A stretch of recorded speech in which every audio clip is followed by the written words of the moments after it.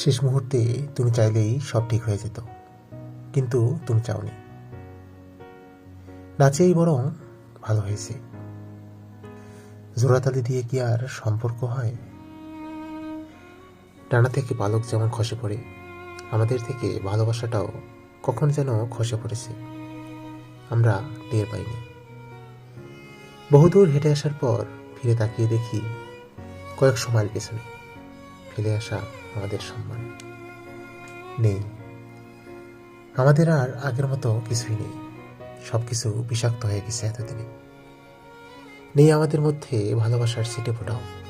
প্রতিটি সম্পর্কের সৌন্দর্য হলো সম্মান, আর যেখানে সম্মান নেই সেখানেই ভালোবাসা 5 অক্ষরের শব্দ মাত্র।